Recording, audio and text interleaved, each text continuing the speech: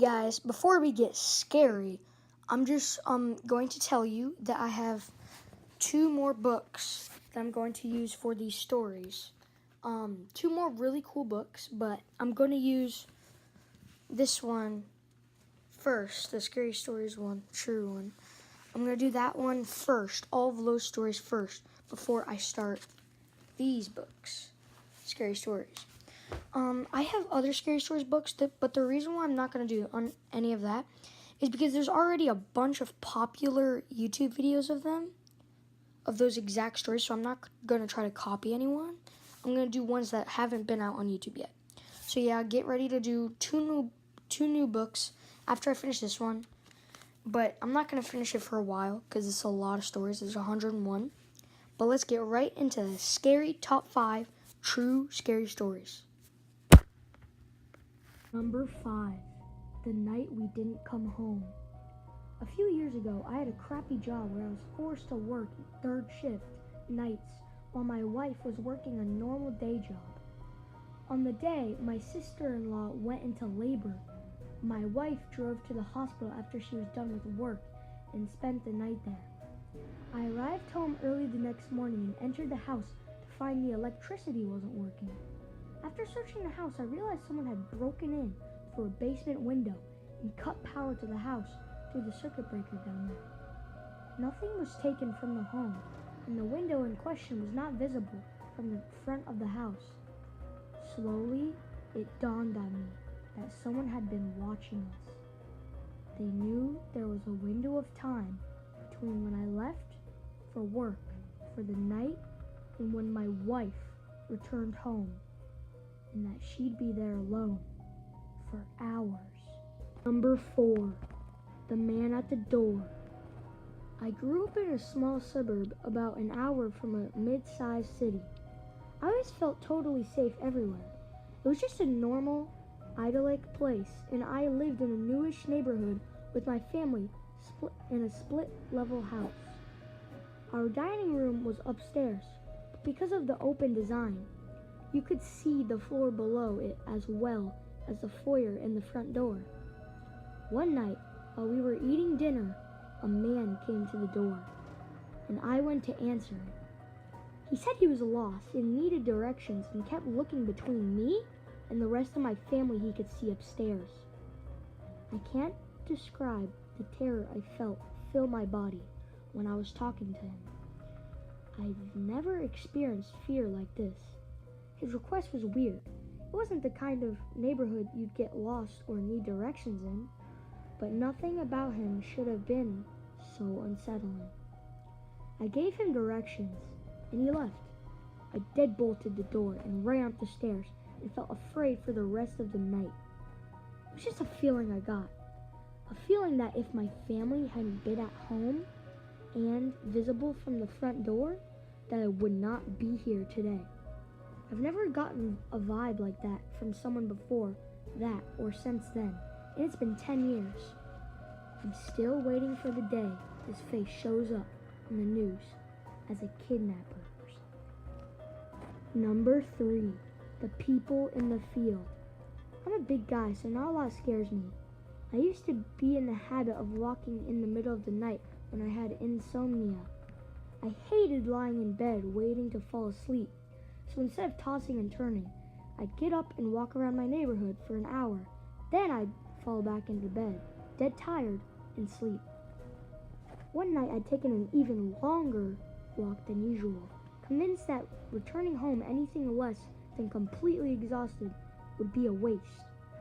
I found myself on the deserted grounds of the town's high school soccer fields, the school on one side and the woods on the other. I decided to cut through the field to the street that would eventually take me home. About halfway through the field, I saw something in the near darkness towards the very edge of the woods. Half a dozen shadows emerged from the forest and started walking toward me, slowly but steadily. I shouted out a "hello" to them, but no one responded. They just kept walking towards me. I turned around and saw that behind me, a similar group of people had come from the woods and started to spread out in a kind of semicircle around me. I turned around again and booked it toward the school. I'm lucky I was in shape from all those nighttime walks. I have no idea who those people were or what they would have done if I hadn't been able to get away. That was the last night I took an insomnia walk. Number 2, The Watcher. When I was in high school, I used to babysit for this family a few blocks over. Dad ran a business out of the home, so one of my duties while I was babysitting was to make sure I answered the phone so I could take a message in case it was one of his clients calling. After a few months, I started getting creepy calls. The man on the line would say awful things to me. He talked in a whisper and would describe what I was wearing. He said he was my watcher and that he was always watching me, even though I only got the calls when I was babysitting. I eventually stopped complaining about the calls to the family because I could tell it annoyed them and I couldn't lose the babysitting job. Besides, the dad always gave me a ride home, the 3 blocks back, so it wasn't like I had to be out alone after getting the calls. At the end of the school year, I moved to a town over to live with an aunt and started attending a community college that summer. Because of the move, I never babysat for that family again.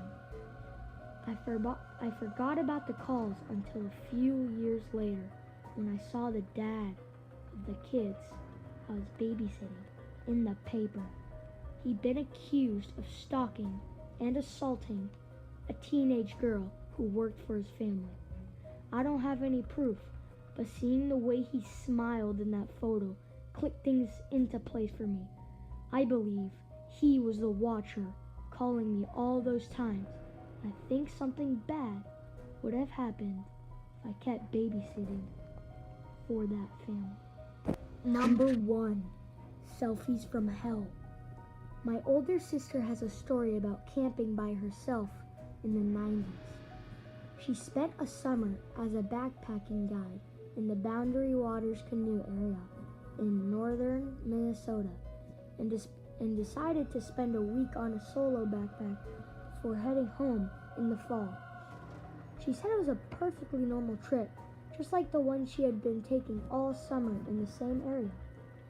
She never had a bad feeling with anything, except she had brought along a disposable camera to document the trip and have pictures to show family back home. There was a little dial at the top that showed how many pictures you had left before you used all the film. She said that there were a few times she swore she was keeping track of the count correctly, so she should get photos of all her favorite places along the way.